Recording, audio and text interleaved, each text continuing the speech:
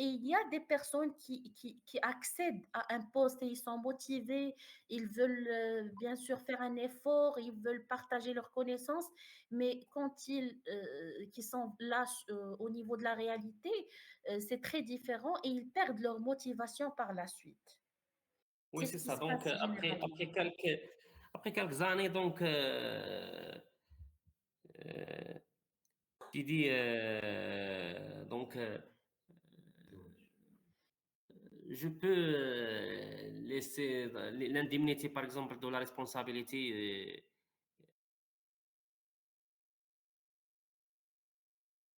J'ai pas besoin de la responsabilité devant la charge.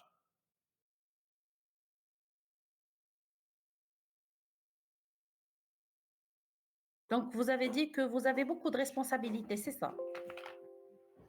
Non. Donc, si tu as une responsabilité, donc tu as une indemnité de sa responsabilité. De cette responsabilité, oui, mais cette indemnité n'est pas suffisante par rapport à la responsabilité Oui, que c'est vous ça, oui. avez. Au Ça ne couvre pas. 1500 ou 1500 pour, Voilà. pour effectuer des tâches. Voilà. Donc, ça ne permet pas de couvrir la pression de travail que vous avez, les tâches que vous avez, les travaux que vous avez. Donc, c'est très, très limité comme, bien sûr, rémunération ou comme, bien sûr, prime de travail. Donc, c'est un peu ça. C'est ça, Monsieur Mostafa. Oui, c'est ça, oui. Oui. Monsieur Hakim, vous Donc, si souhaitez tu ajouter quelque chose? Oui, madame, ce que vous avez dit, ça revient à la structure ou bien le système de fonctionnement. Par exemple, on trouve en secteur public, la plupart du domaine, ils ont une structure hiérarchique. Alors, Hiérarchique, oui. oui, voilà. Par contre, en privé, on trouve des structures fonctionnelles. euh, Hiérarchico-fonctionnel, oui, matriciel. Ça dépend de matricielles. l'activité. Voilà, pour le privé, par exemple, c'est tu fais une tâche, euh, tu complètes votre tâche, alors vous aurez une récompense ou bien une motivation, une prime. Par contre, au secteur public, ils n'ont pas comme ça des motivations. Tous, Ouais, ils ont des primes, par exemple, soit mensuelles ou bien trimestrielles. Soit ils travaillent, soit ils ne travaillent pas. voilà. Donc, c'est ça ce qui démotive par la suite la personne et qui la laisse se désengager un petit peu du travail, de cette envie d'évoluer. Donc, bien sûr, ça affecte fortement au niveau psychologique surtout. Parce que les personnes qui travaillent beaucoup, ils s'aperçoivent qu'ils travaillent beaucoup et ils sont payés de la même manière que les personnes qui ne travaillent pas. Et la même chose, les personnes qui ne travaillent pas, c'est parfois des personnes qui souhaitent travailler et qui souhaitent apporter quelque chose à cette structure, mais qui se trouvent un petit peu exclus ou démotivés par cette structure-là. Donc, ça, bien sûr, c'est un problème au niveau de l'organisation, de la gestion. Donc, c'est un problème de culture aussi. Il y a beaucoup, bien sûr, de contraintes au niveau des organismes publics surtout. Il y a pas d'existence aussi de système de travail par objectif, donc on n'a pas d'objectif, ou bien l'objectif il est effectué par une seule personne et quatre autres personnes ou cinq autres personnes, ils sont payés, ils ne font rien. Donc ça, c'est le problème qui se pose surtout au niveau des postes dans le secteur public. Très bien. Donc maintenant, on va parler un petit peu d'une deuxième partie où on va parler un petit peu des stratégies de marketing pour les produits et services. Bien sûr, que vous avez demandé l'autre fois. Donc, je vais partager avec vous le document et on va les présenter.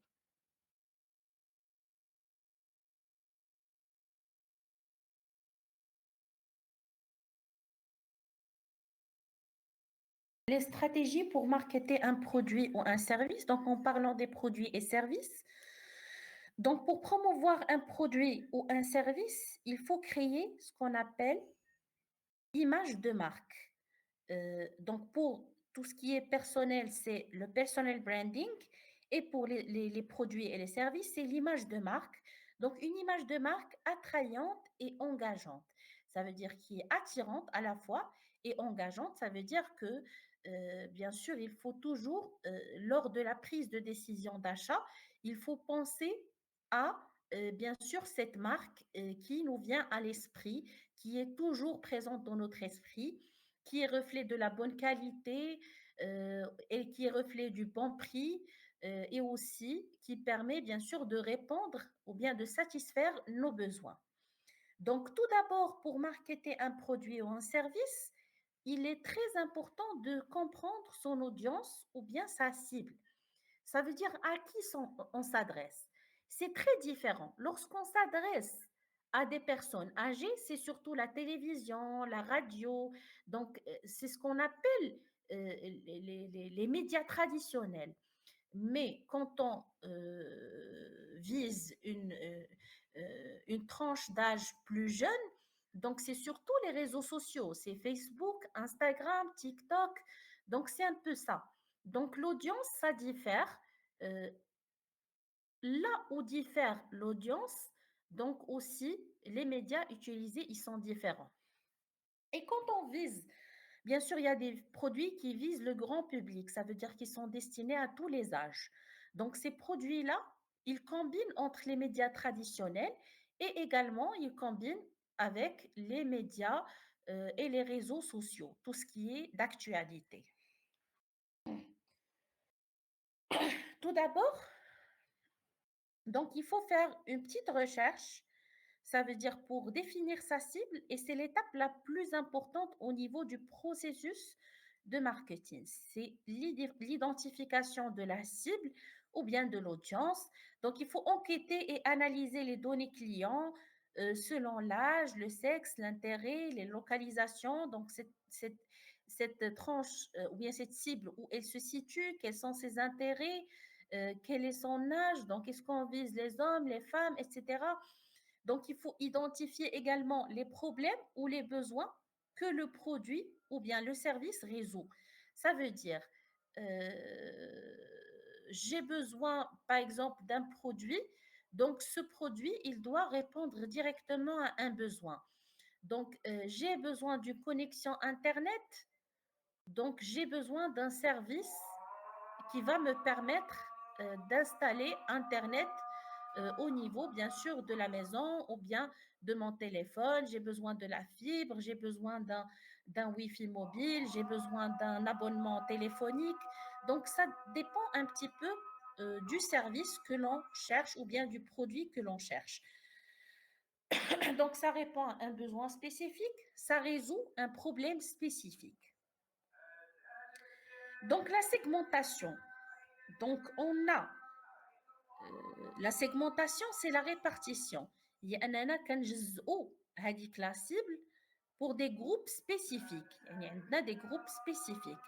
Donc, عندنا des messages spécifiques aux jeunes, des messages spécifiques aux professionnels et des messages spécifiques pour les retraités. Et vous allez remarquer ça au niveau des publicités que vous voyez dans la télévision. Donc, par exemple, dans la télévision, la publicité qui vise, par exemple, les jeunes, c'est comme, par exemple, la publicité de Raïbi Jamila, par exemple. Donc, ça, c'est un concept de jeunes, des personnes qui sortent de l'école, qui ont des sacs à dos et qui boivent, bien sûr, qui boivent, bien sûr, ce produit-là. Donc, c'est différent. Même chose quand on bien sûr, quand on essaie de viser les femmes. Les femmes, c'est la cuisine, elle est en train de cuisiner, les produits de cuisine, donc c'est très différent. D'accord? Pour les produits de grand public, par exemple l'Internet, le Wi-Fi, on va trouver parfois des publicités qui rassemblent toute la famille. Ou bien, par exemple, pour la boisson Coca-Cola, vous allez trouver la famille qui est en train de dîner. Il y a les grands, les petits, et il y a le Coca-Cola sur la table. Ils sont en train de partager un repas avec cette boisson. Donc, c'est un peu ça. Donc, la segmentation, On segmente lorsqu'on veut cibler uniquement la catégorie, ou bien les jeunes, ou bien les professionnels, ou bien les retraités. Mais bien sûr, pour les produits grand public, on l'attaque, ça veut dire de manière globale, via tous les méthodes et via tous les médias. Les affiches, les publicités, les affiches, la télévision, la radio, les réseaux sociaux. Donc, vous trouvez partout les publicités. Donc, exemple, une campagne ciblée pour les jeunes via TikTok. Ça veut dire quand on cible les jeunes, on va, par exemple, travailler sur une campagne sur TikTok. Donc, ça, c'est un exemple. Donc, ça, on a effectué la segmentation. On a trouvé que ce produit, il est destiné uniquement aux jeunes. Donc, on va utiliser TikTok pour, bien sûr, faire la publicité.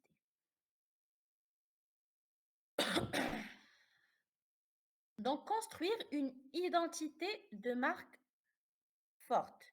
Donc, l'identité de marque forte, c'est les éléments visuels. Quelque chose de simple, de mémorable et reflétant les valeurs. Ça veut dire que même le logo, il doit être très simple, il doit être facile, bien sûr, à mémoriser et qu'il reflète à la fois les valeurs de cette entreprise. La charte graphique, c'est les couleurs, les polices, ça veut dire l'écriture, comment elle est, les couleurs, comment ils sont. Donc, il y a parfois des entreprises qu'on identifie à travers les couleurs parce que le visuel, il permet de mémoriser rapidement le message.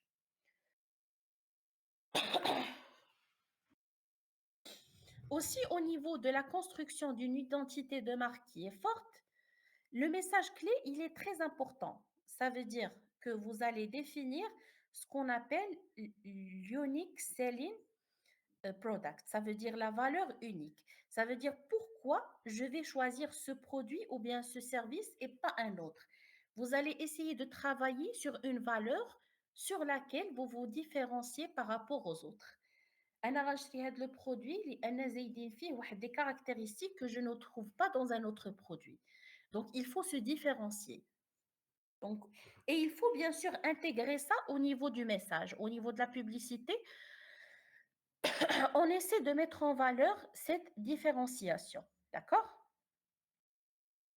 Exemple, en parlant par exemple d'une banque ou bien d'une assurance, on va parler de la solution la plus rapide pour gérer vos finances, par exemple. Donc ça, c'est un message clé. Il y a également des entreprises qui se basent sur ce qu'on appelle les storytelling.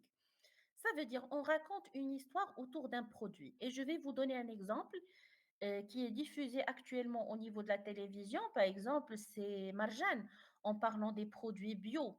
Donc, il ramène une personne qui est très connue sur les réseaux sociaux, euh, donc une personnalité publique. Ils essaient de lui partager, bien sûr, l'histoire du produit, comment, par exemple, Marjane, elle fait les produits bio, comment elle travaille un petit peu sur la préservation de la santé des clients, aussi comment elle protège l'environnement.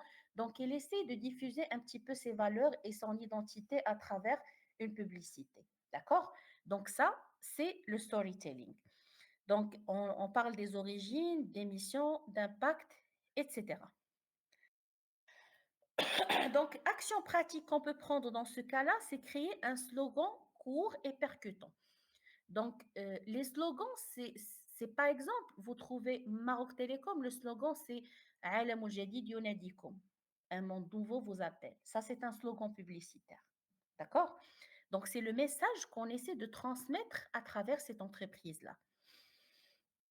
Donc ici, on a pris l'exemple de Apple qui mise sur le design et sur l'innovation.